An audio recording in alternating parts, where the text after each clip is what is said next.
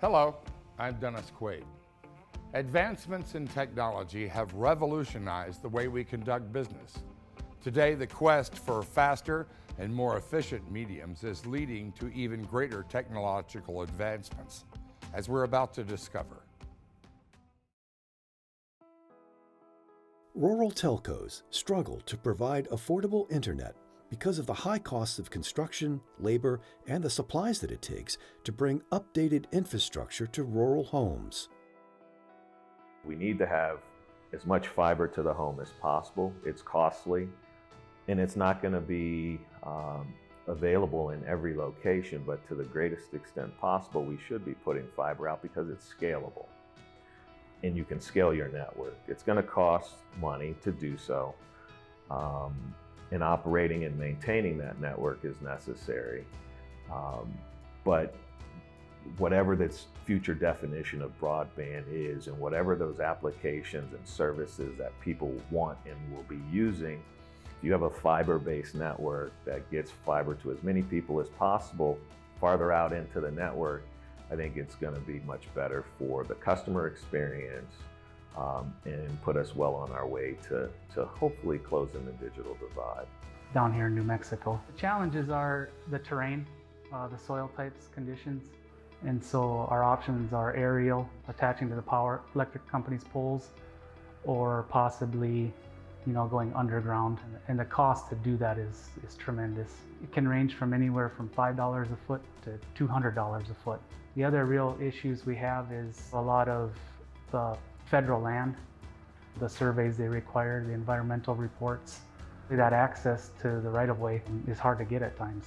Our average customer is 2.6 customers per square mile.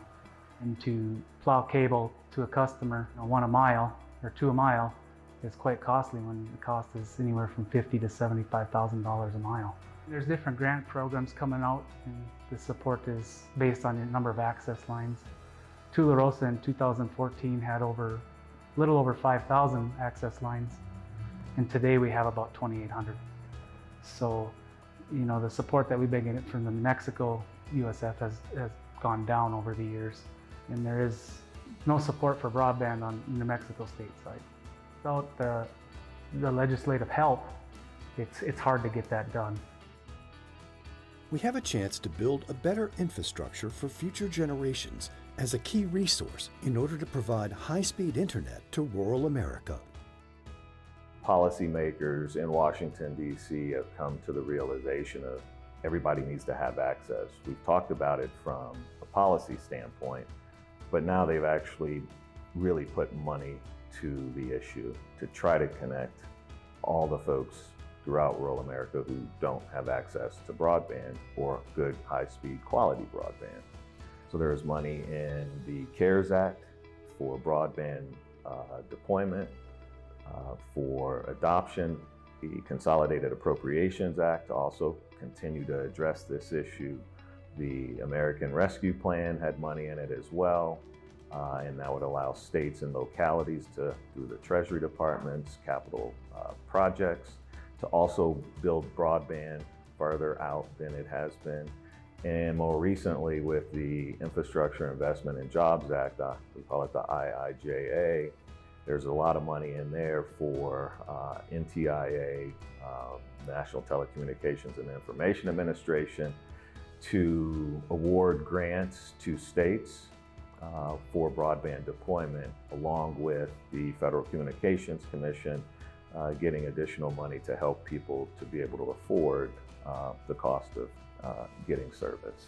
We have almost 3,500 broadband customers, and that is spread between our fiber to the home and copper DSL and some fixed wireless. So we serve Cloudcroft, C.A.R.E.S, and Tularosa. And then we have a subsidiary company where we serve Alamogordo, parts of Alamogordo and parts of Ruidoso. That's the reason why small companies are so important in helping close the digital divide, because they're going into areas where it's not always profitable, but these are folks who live in the communities that they serve. They grew up there, they go to church with the people in the community, they go to the local coffee shop, These companies, while providing broadband in their areas, also have to advocate at the federal level because there's so much at stake for them to be able to continue to do what they do. You know, as Derek mentioned before, the Federal Universal Service Fund is in need of a makeover, and without the legislative help, it's hard to get that done. So we go out to Washington, D.C. to visit with our legislators because they can't always make it to our locations, and so we go to them to continue to push how important universal service funding is for our areas.